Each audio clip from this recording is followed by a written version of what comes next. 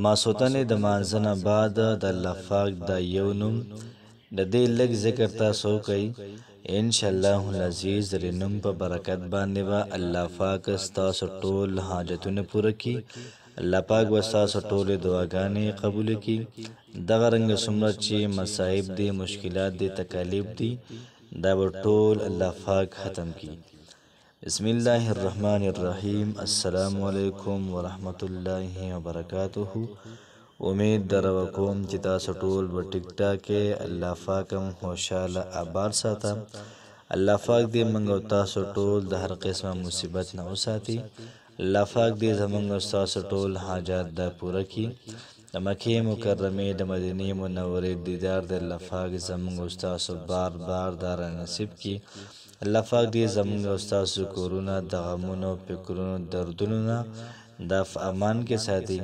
الله پاک دې په ټول وظایفو کې اثر واچي، ځکه د الله پاک نومونه دې ښکلي ښکلي چې زموږ د کتونکو، زموږ د ناظرینو د هغوی ټول کارونه دا په ټایم باندې کېږي. نن چې کومه زموږ وظیفه ده دا د حاجت حوالې سره د ډېره زیاته پاورفل وظیفه ده. د چا کو څه حاجت هم وي او د هغې لپاره د ماسخوتن د مانځه نه بعد دا وظیفه وکړي، الله پاک به حاجت فورا قبول کړي. یاد ساتئ که د حاجت دا ستاسو د رشتې وي، د رشتې لپاره که دا وظیفه وکړه شي د ماسخوتنې د مانځه نه بعد الله پاک بوله په ښکلي ځای کې رشته ورکړي. د الله پاک نوم دی او یو سره د قرآن مجید آیات دی. د دې چې کوم اثر دی، د دې چې کوم پاورفل طریقه ده، انشاءالله چې په دغه ښودلې شوې طریقې باندې وویلی شي، تاسو بیا تماشه کوئ. الله پاک به زموږ او ستاسو کارونه په ښه طریقې سره پوره کړي. دغه رنګه فرمایي چې که څوک د نوکرۍ لپاره دا وظیفه شروع کړي او صرف یو شپه د عملو کې د الله پاک دا نوم والي، نو دلته کې ته نوم د الله پاک والا سار را پاسې الله پاک به ستاسو کار دا فورا دا کړی وي. د چا انټرویو وي او د هغې نه مخکې ماسوتن دا وظیفه وکړي، انشاءالله د الله پاک نه کلک امید ساتم الله پاک به زموږ او ستاسو کارونه ښه په احسن طریقې سره دا پوره کړي. یو سړی په مشکلاتو کې راګیر دی، دغه رنګې د رزق تنګسیا ده، به بل څه دي نو د هغې لپاره وظیفه کې الله پاک به ترې د رزق د تنګسیا دا ختمه کړي. دغه رنګې که څوک د رزق د سیوا کېدو لپاره دا وظیفه شروع کړي، الله پاک به د انسان له بې پناه رزق ورکړي. که څوک شروع کړي د مال او دولت لپاره، الله پاک بوله بې پناه مال او دولت ورکړي. د پرسکون زندګۍ لپاره که چا دا وظیفه شروع کړه، الله پاک بوله داسې د سکون زندگی ورکړي چې ټوله معاشره، ټول خلک دا به ته حیران وي. نو راځئ چې زه وظیفې طرف ته.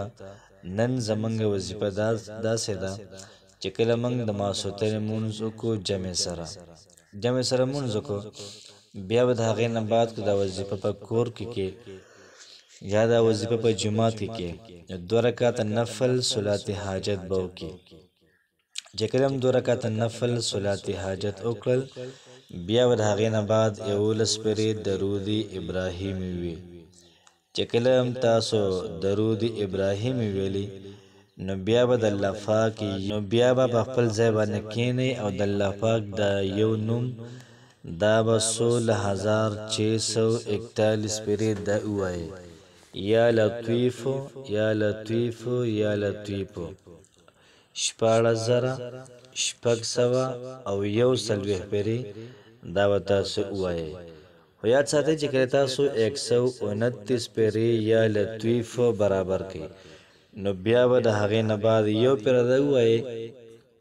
چې کله تاسو 129 پرې یا لطیفو برابر کړئ، د هغې نه بعد به یو پرې لا تدرکه الابصار وهو یدرک الابصار وهو اللطیف الخبیر، دا به یو پرې ووایئ.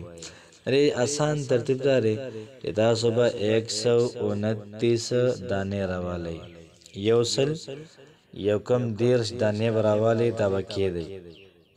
چې کله تاسو 129 پرې یا لطیف وای د دې دانو نه به یو دانه دا بیله کوي بیا چې کله تاسو 129 پیرې یا لطیف ویلي بیا به دغه آیت وي لا تدرکه الابصار وهو يدرك الابصار وهو اللطيف الخبير بیا به تیو دانا د 129 نه بیله کی بیا به 129 پیری یا لطیف دا به وي په بیلو تسبو باندې چې کله برابر شو 129 پیری بیا به د هغې نه بعد د دې دانو نه به یو دانه عفا کېږي د هغې نه مخکې به څه وي لا تدرکه الابصار وهو يدرك الابصار وهو اللطيف الخبير دغه رنګې 129 پیری به دا ټکې راشي د آیاتو د قرآن مجید 129 پیری راشي او چې کله 129 پیری د آیت رالی نو تاسو به خامخا 129 پیری یا لطیف ار پیر تاسو وای او دا نه فیک دی نو یا لطیف 129 پیری او دغه رنګې لا تدرکه الابصار وهو يدرك الابصار وهو اللطيف الخبير دا 129 پیری شو 129 ضرب 129 نو 16641 پیری دا به ستاسو وظیفه برابر شي بیا د هغې نه بعد په دې باندې کم قسم له دعا کې انشاءالله العزیز الله پاک به زمونږ او ستاسو ټولې دعاګانې دا به قبول کړي الله پاک به زمونږ او ستاسو ټول حاجات دا پوره کړي کو څوک پرې ترتیب باندې پوه شوی نه وي نو سکرین شاټ هم سره شیر کوم دغه رنګي که بیا هم څوک پوهېږي نه نو په کمنټ کې ضرور وایي الله پاک هم خوشحاله ساته السلام علیکم ورحمت الله وبرکاته